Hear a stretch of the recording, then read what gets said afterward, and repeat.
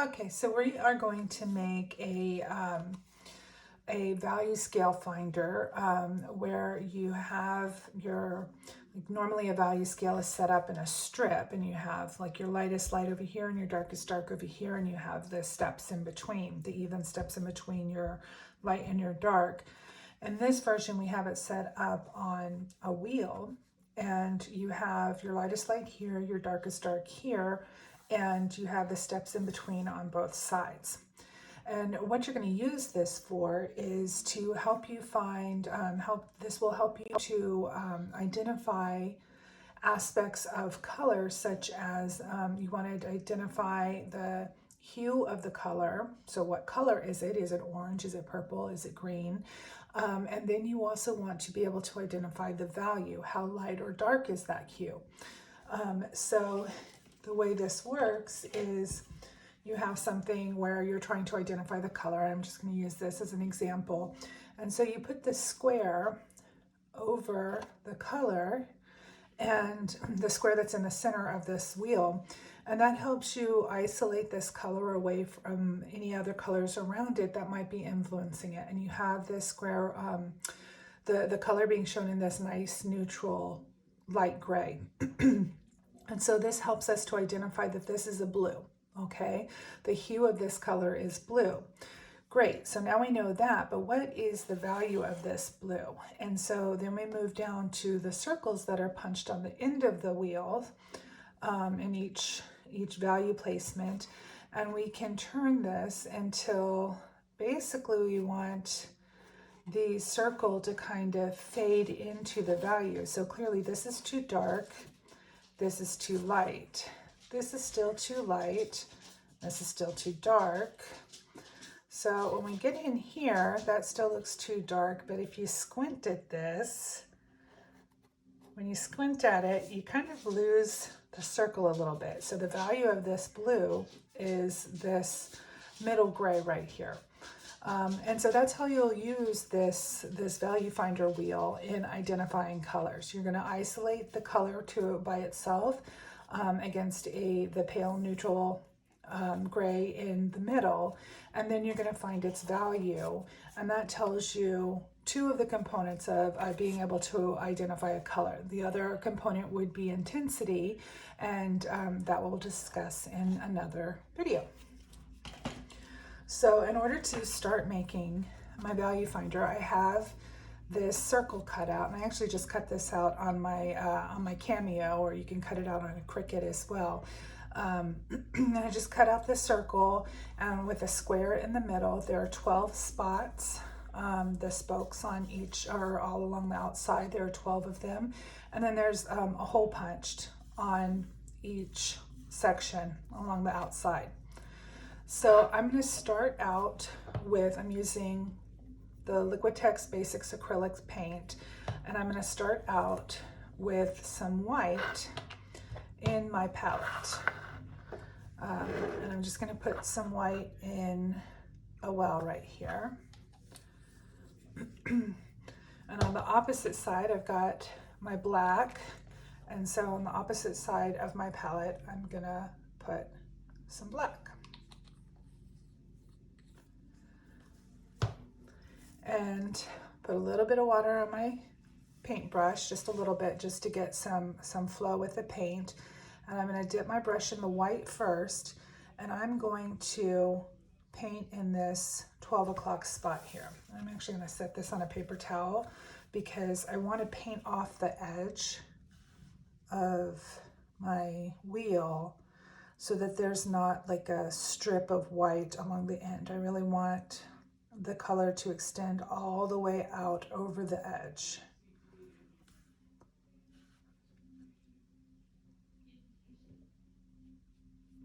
I just put this on, just some straight white, no other color mixed into it. You want to make sure you're using a clean brush for this, so you don't get any color that you didn't intend to in your pure white here. Little dip of water just for some flow, just a touch more.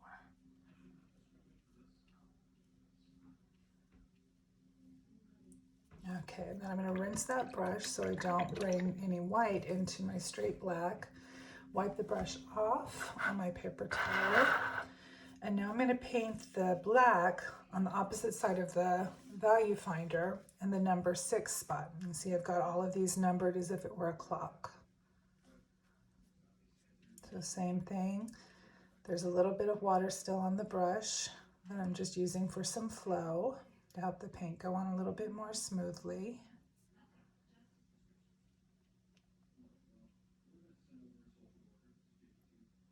And paint all the way off the edge.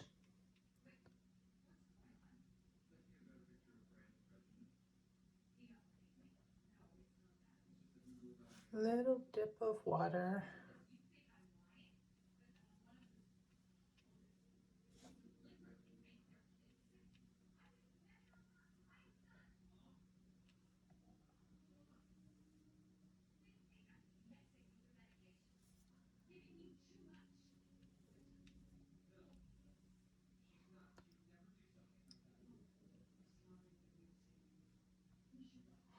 Just put a nice coat of this black on here.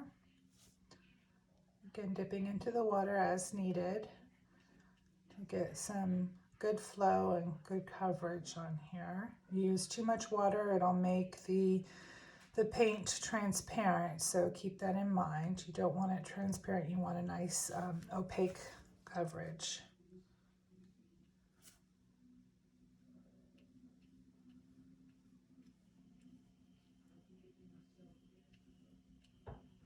Okay, so we have straight white in the 12 o'clock and straight black in the 6 o'clock. Okay, and rinse my brush really nicely. And what I'm going to do now is take a little bit of the black, rinse my brush. Let me find a palette knife. I think I want one of those. Okay, got my palette knife. So I've got some black in here. And I'm going to mix in a fair amount of white. I want to aim for my middle gray. I think we're probably going to need to adjust this a little bit, but we'll see where we start. Okay, so what I'm aiming for is for a gray that looks like it's halfway between the black and the white. So I'm clearly too far over on the dark end. So I'm going to add in some more white with my palette knife. Mix that up and see how it looks. Now it still feels a little too dark to me, so I'm going to add in some more white.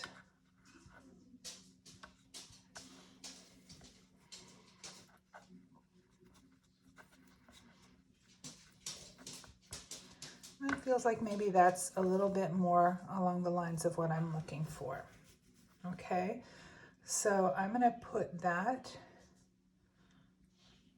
in my 3 o'clock spot. My dogs are coming in to say hello,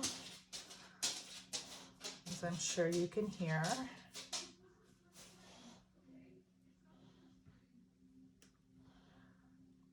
That might still be a little bit too dark. I think I'm going to add a little bit more white in here. You want to make sure that you wipe off your palette knife if you get any other paint on it. Like perhaps yours got too light and you need to dip into the black, but you already have white on your palette knife. You want to make sure you wipe it off so you don't get the wrong color paint in on your palette. Okay, so I put a nice coat of this middle gray in that spot, in the number 3 spot. And so now I'm going to grab some more white. I'm going to put it over here in this well. Wipe my palette knife off, and I'm going to grab some of this middle gray here and mix it with some more white. I think I want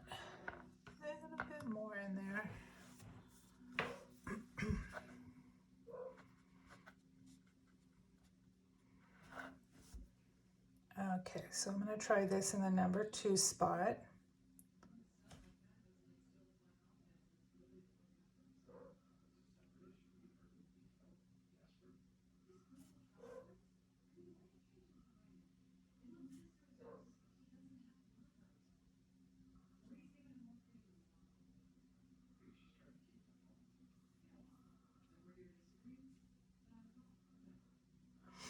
Okay, that might be a little dark. Yeah, I bet that's a little dark. I'm going to mix some more white in.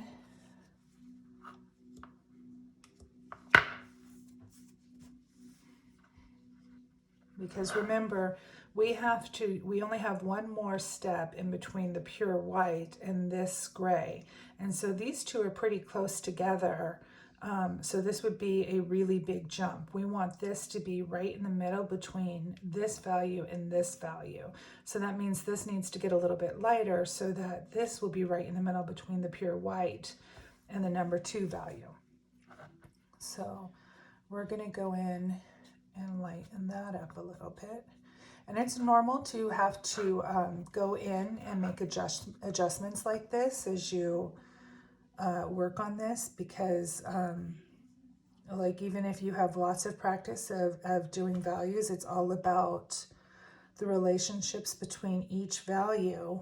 And so that's something you just kind of have to work out as you're doing your painting here, as you're creating your value scale. Okay. So a lot of times I squint at my values to see if there's a noticeable difference between them when I squint. I think this may still be a little too dark, but I'm going to leave it for now. I may paint over it in just a minute. Let me get the number 1 value established. I'm going to put some more white paint in my well.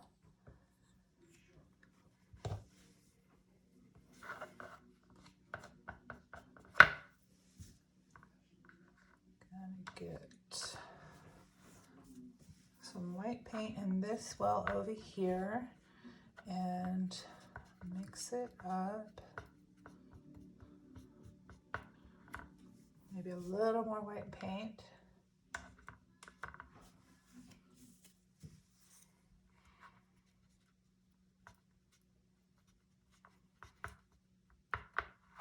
Okay, let's see how this looks.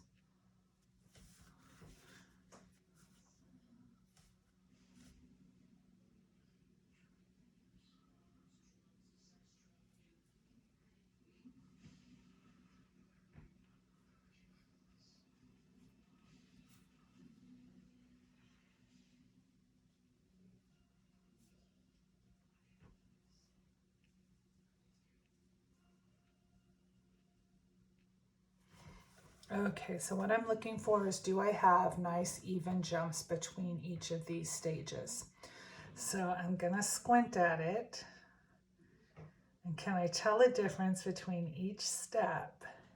Still looks to me like this step is a little too, like these two are too close together and this is too far apart. So I want to adjust this down just a little bit lighter.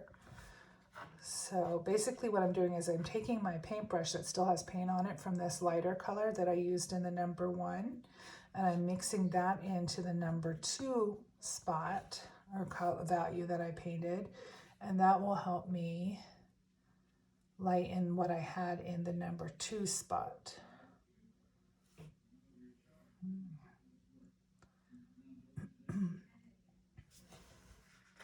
So what do we think of that? Now these two are too close together, and this is a big jump. So I'm going to rinse all of that off. There. I'm going to take some more white and put it over here in the number 1 spot and mix that in.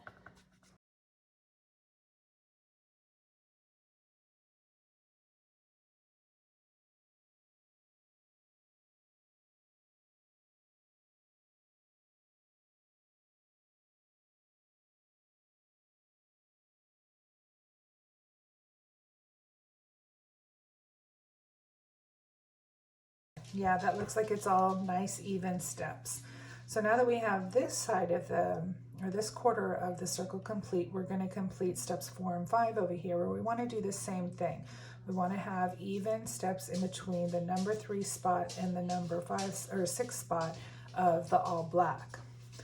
So how we're going to do that is I'm going to come over here. I'm going to add, the black goes a long way. It really influences the white far more than the white influences the black here. So I want to make sure that this is a little bit darker. This is a little bit darker than this darkest value that I had established for the number 3. And this is going to go in the number 4 spot.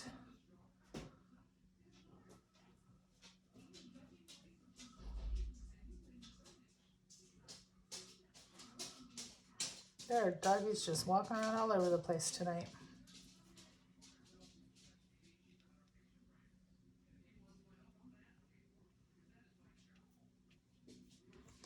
Paint off the end.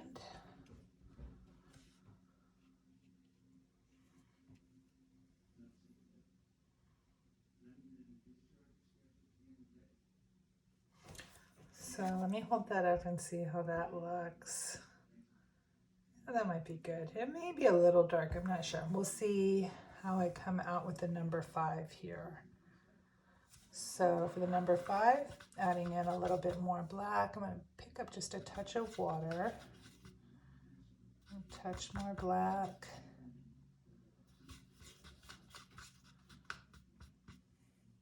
Just a touch more.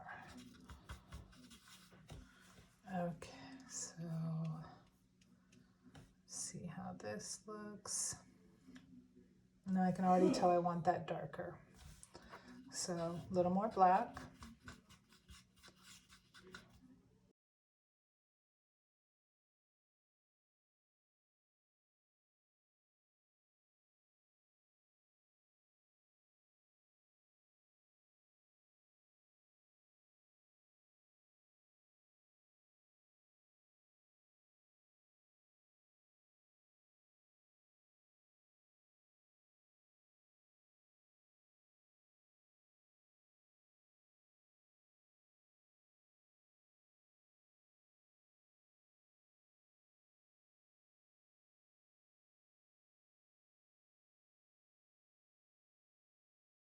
So I have that one.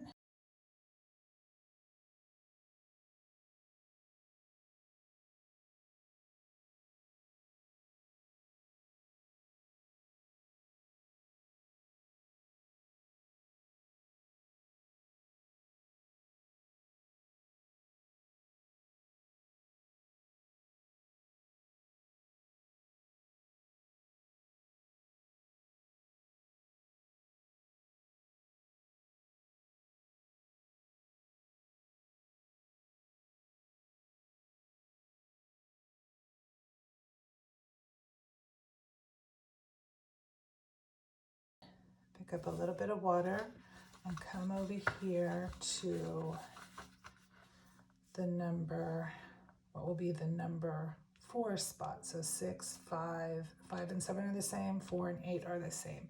I'm going to add just a little bit of white into this because I made it a little bit darker by mixing in the paint that I had in this spot, because I need just a little bit more paint in here. So I'm readjusting this value, and so I'll just want to double check it as I paint it to make sure it's still the same as what I put in the number 4 spot over there.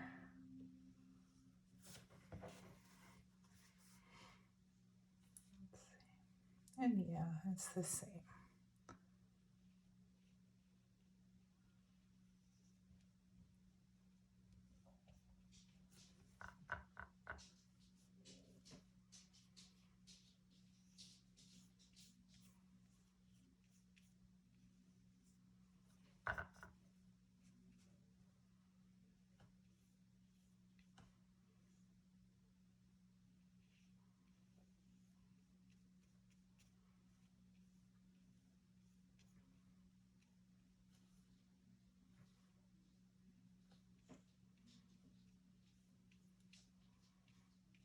Okay, So I have my number 8 spot filled in, and so the number 9 is going to be the same as the number 3, which was over here, remember?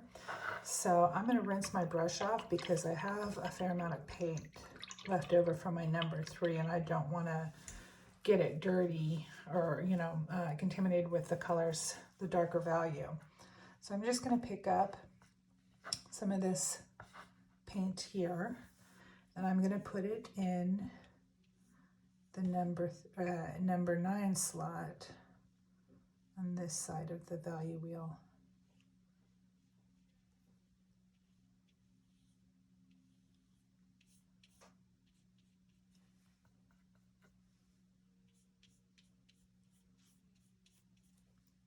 Just get a little bit of water in here for some increased flow. Help the paint go down a little more smoothly and not so thick.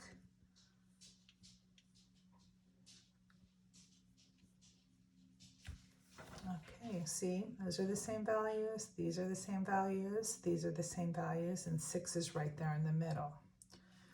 And we're going to do the number 10 value, which is the same as what we put in the number 2 spot earlier. So I'm just going to pick that up. So I still have some in the well.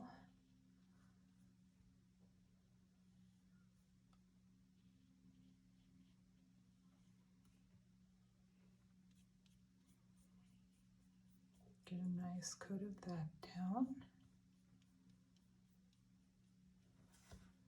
All right, so now we're at number 11. Again, I'm rinsing off my brush because I don't want to bring a darker value in unless I just need more paint, in which case I'll have to adjust things and double check my value is still correct. But fortunately I have enough, I think. So going into the number 11 spot is the same value that went into the number 1 spot earlier.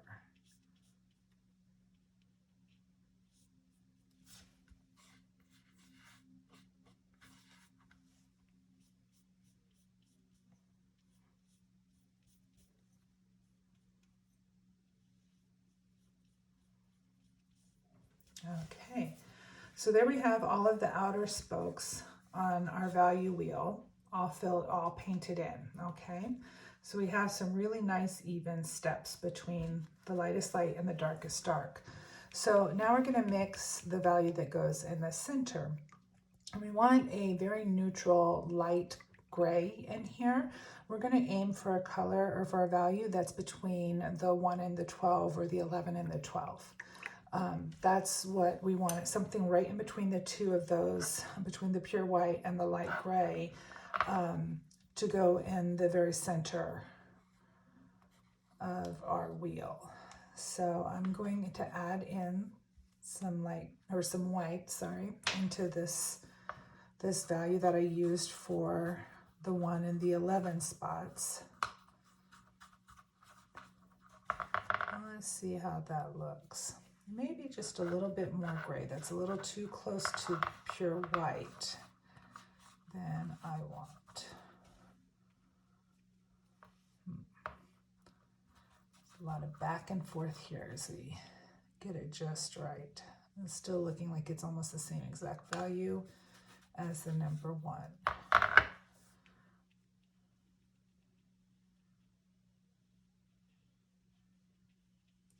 Maybe just a touch lighter.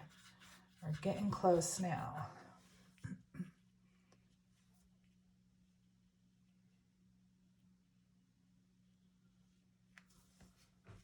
I think still just a little lighter.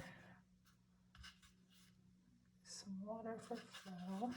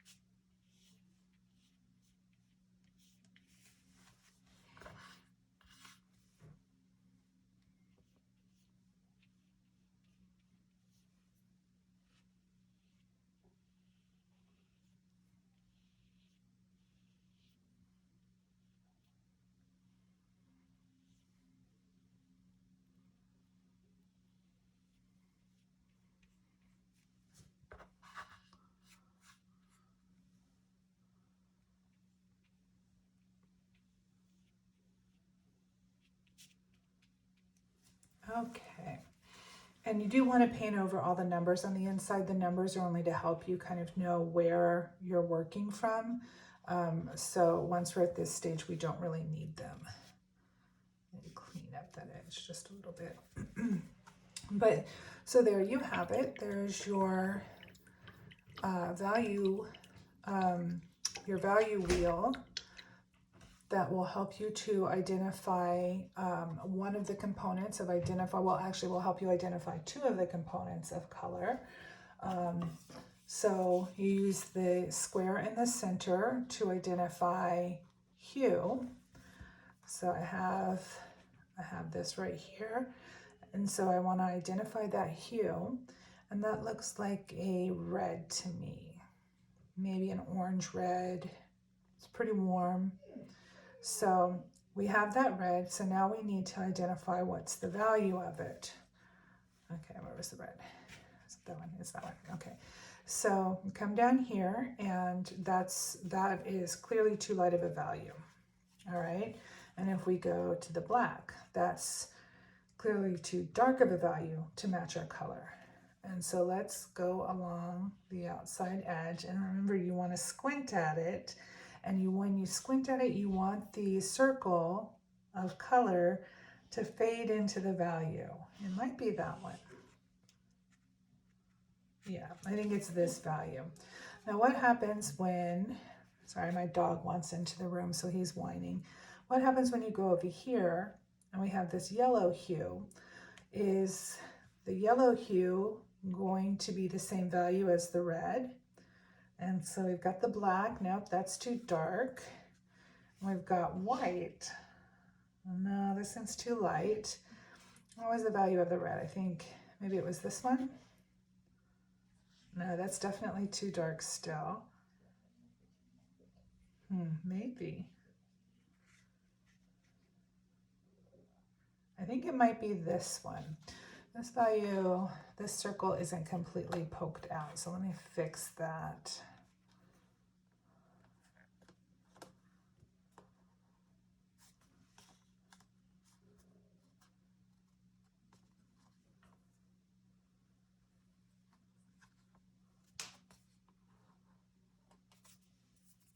Okay, so let's look at that again.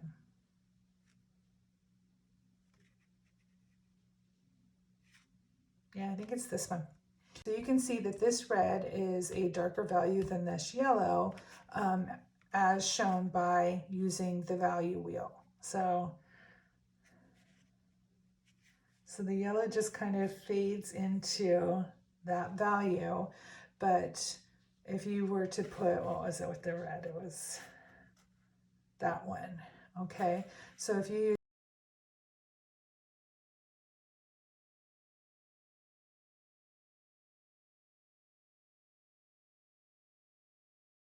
not see any real contrast when you squint at it between the color that's in the center of the dot and the value around it. The squinting takes out the color information and just leaves you with basic value, and that's how you use the value finder. I hope you found this helpful.